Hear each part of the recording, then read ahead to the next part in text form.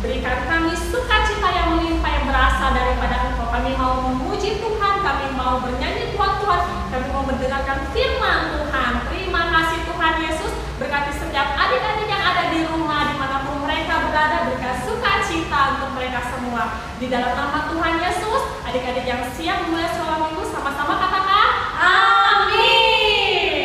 Gimana? Siap untuk memuji Tuhan hari ini? Siap.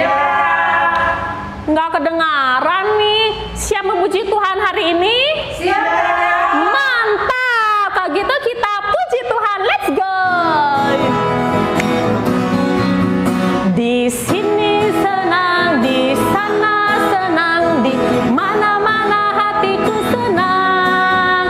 Di rumah senang, di luar senang, di mana-mana hatiku senang. Kaki disentak-sentak, pinggul digoyang-goyang, tangan dilambai-lambai, puji Tuhan.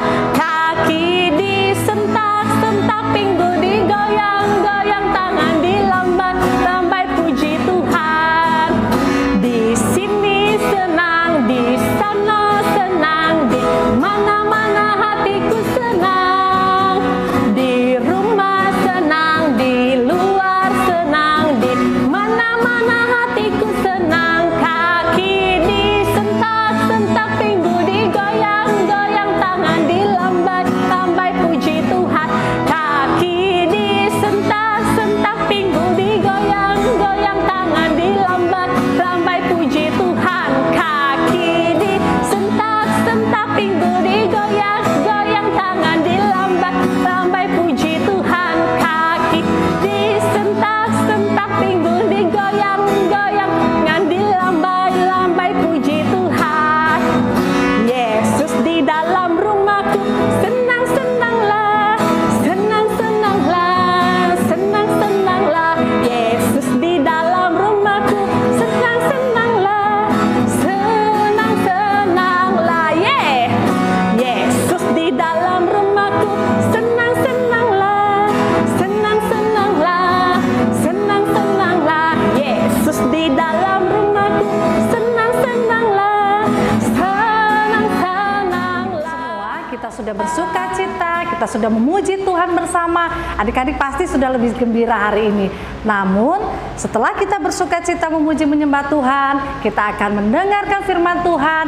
Untuk kali ini adik-adik kita akan menonton cerita firman Tuhan dalam tokoh dalam Alkitab. Nanti adik-adik tebak ya sebelum kita memulai, tokoh siapa yang akan kita simak hari ini, yang kita sama-sama jadikan contoh teladan untuk kita bisa lebih baik lagi hari demi hari, bahkan lebih mencintai Tuhan. Yuk adik-adik sama-sama kita berdoa terlebih dahulu ya.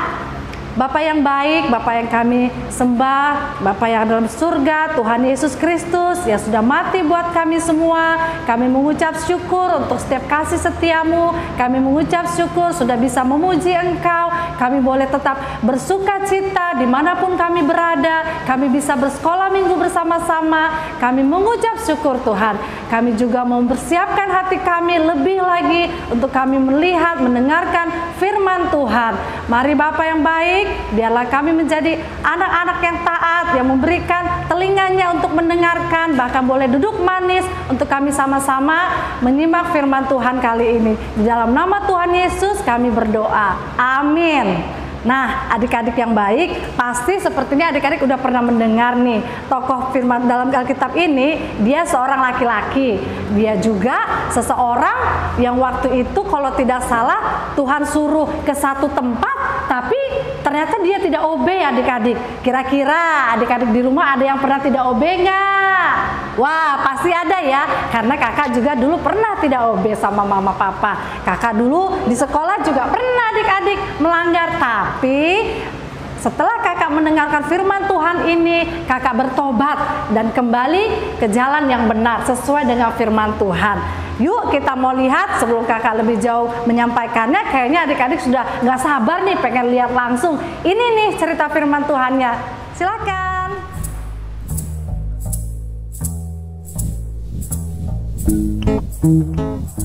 Allah memiliki pekerjaan untuk Yunus. Tetapi Yunus sebaliknya tidak menginginkannya. Allah mengutus Yunus untuk pergi ke suatu tempat bernama Niniwe, dan Allah ingin agar Yunus mengatakan bahwa Allah mencintai orang-orang Niniwe. Tetapi Yunus tidak mau melakukannya, karena menurut Yunus orang-orang Niniwe itu jahat dan mereka suka melakukan banyak kejahatan. Allah tahu apa yang dikatakan Yunus itu memang benar. Orang-orang Niniwe telah menjauh dari Allah, tetapi Allah masih sangat mengasihi mereka. Dia ingin memberi mereka permulaan yang baru jika mereka kembali kepada Allah. Ia akan mengampuni dosa mereka yang begitu banyak. Namun Yunus menolak untuk pergi karena pikirnya mereka adalah orang yang jahat yang tidak pantas untuk diampuni. Dalam hatinya, Yunus ingin melarikan diri dari Allah dan pergi sejauh-jauhnya sampai Allah tidak dapat menemukannya. Dengan demikian, ia tidak perlu melakukan apa yang diperintahkan Allah. Itu yang direncanakannya. Tapi tentu saja itu bukan rencana yang baik. Sebab merupakan rencana yang konyol karena dia bisa melarikan diri dari Allah. Tetapi Allah akan selalu dapat mencari dan menemukannya. Meskipun demikian, Yunus tetap melaksanakan rencananya yang tidak baik. Ia tidak membeli tiket ke Niniwe, tapi ke tujuan lain. Perahu yang dinaiki Yunus berlayar ke arah yang sangat berlawanan dengan Niniwe. Nah, tak lama kemudian angin bertiup kencang. Perahu pun mulai terombang-ambing dan semua orang mulai menjadi pucat pasi. Mereka takut. Yunus duduk tegak di tempat tidurnya. Lihatlah, masalah pertama dengan rencana Yunus yang tidak baik itu. Allah mengirimkan badai besar untuk mengejarnya. Para pelaut berteriak ketakutan saat perahu hendak tenggelam. Mereka mulai membuang segala sesuatu ke laut, koper, makanan, apapun yang bisa mereka temukan. Yunus mulai tersadar bahwa badai itu datang karena kesalahannya. Ia meminta para pelaut untuk melemparkannya ke dalam laut agar badai berhenti. Mendengar itu, para pelaut merasa tidak yakin. Yunus bersikeras bahwa itu satu-satunya cara agar mereka bisa selamat. Tak lama setelah Yunus menghantam air, gelombang laut pun menjadi tenang. Angin mereda dan badai berhenti. Saat itu Yunus menganggap semuanya telah berakhir. Dia tahu bahwa dia pasti akan tenggelam. Tetapi Tuhan mengirim seekor ikan besar untuk menyelamatkannya. Ikan tersebut menelan Yunus hidup-hidup dengan sekali telan. Dalam kegelapan yang seperti kuburan itu, dia mencium bau busuk makanan dan merasa rumput laut yang berlendir. Segeralah ia tahu bahwa ia belum mati. Dia berada di dalam perut ikan yang besar. Selama 3 hari penuh Yunus duduk di sana dalam kegelapan. Ia menghabiskan banyak waktu untuk berpikir. Ia mulai menyadari rencananya yang sangat konyol. Dia menyesal karena telah melarikan diri dari Allah. Ia berdoa kepada Allah dan meminta agar Allah mengampuninya. 3 hari kemudian, ikan memuntahkan Yunus ke pantai berpasir. Saat itu, Yunus mendengar suara orang memanggil namanya dan menyuruhnya untuk pergi ke Niniwe. Itu suara Allah. Kali ini, Yunus tidak menolak untuk pergi ke Niniwe untuk mengabarkan berita yang luar biasa kepada orang-orang di sana. Kepada mereka, Yunus mengatakan bahwa Allah tidak pernah berhenti mencintai mereka. Meskipun mereka melarikan diri dari Allah, tetapi asal mereka mau kembali kepada Allah, maka Allah akan mengampuni dosa mereka. Orang-orang Niniwe mulai mendengarkan Yunus dan mereka mengasihi Allah. Mereka belajar melakukan apa yang Tuhan katakan dan berhenti melarikan diri dari Allah seperti yang pernah dilakukan Yunus. Bertahun-tahun kemudian, Allah juga mengirimkan utusan yang lain dengan pesan yang sama luar biasanya. Seperti Yunus, ia akan menghabiskan 3 hari dalam kegelapan total. Tapi, utusan ini akan disebut firman Allah karena ia sendiri akan menjadi berita Allah, yakni berita Allah yang diterjemahkan ke dalam bahasa kita sendiri. Pribadi yang satu ini adalah semua yang Allah ingin katakan kepada semua orang di dunia.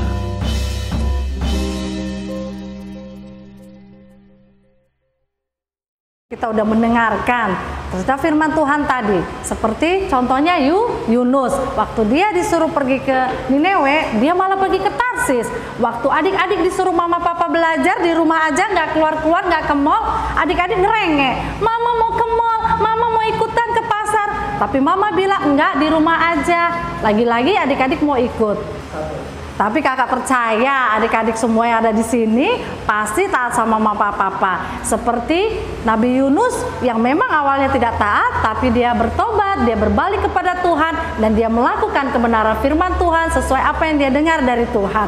Adik-adik di rumah juga kita harus mencontoh ya, waktu kita sekalipun berbuat salah, kita harus bertobat dan minta ampun kepada Tuhan dan tidak lagi melakukan yang jahat.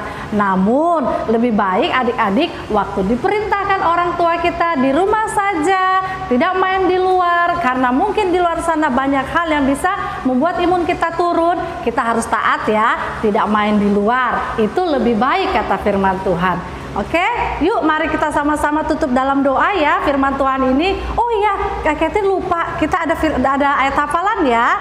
Adik-adik buka di Yunus 2 ayat 9 yang berbunyi demikian.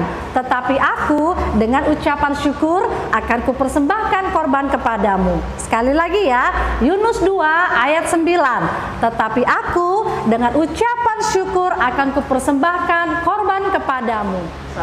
Halo adik-adik, masih semangat bukan? Gimana firman Tuhan hari ini? Luar biasa pastinya. Kita tahu bahwa kita belajar mengenai tentang Yunus.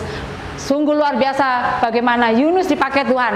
Hari ini pun kita akan membuat sesuatu untuk mengenang bagaimana pekerjaan Yunus. Hari ini kita akan buat seperti ini adik-adik. Kertas HPS putih, krayon, juga spidol warna-warni. Untuk hal ini pasti di rumah adik-adik punya kan? Oke adik-adik, di rumah pasti ada tehel kan? Lantainya pasti ada tehel seperti ini. Nah, medianya kita pakai juga tehel dan kita taruh kertas HPS seperti ini. Setelah itu kita taruh dengan benar. Kita ambil krayon sesuai kesenangan adik-adik, mau krayon warna apa aja boleh. Nah, sekarang kita mulai membuat arsir di sini seperti ini. Jadi ya, lakukan sampai ke bawah.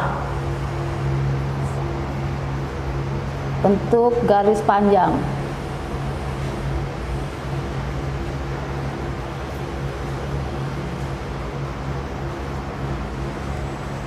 Sampai seperti ini. Ya. Kira-kira cukup seperti ini ya adik-adik ya.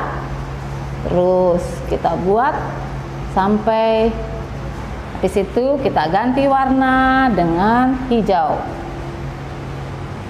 Seperti ini adik-adik. Buat seperti ini.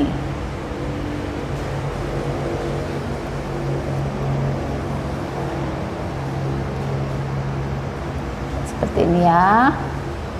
Terus sampai menjadi sebuah salib. Salib. Nah, setelah itu kita ambil krayonnya, kita ambil spidol. Di sini kita tulis ayat yang tadi dibagikan oleh Kak Catherine, yaitu Yunus 2 ayat 9. Kita tulis besar-besar. Yunus 2 ayat 9. Inilah gambar yang sudah jadi adik-adik, yaitu tentang Yunus memikul salibnya. Lakukanlah pekerjaan untuk kemuliaan Tuhan. Nah, adik-adik di rumah kita udah beribadah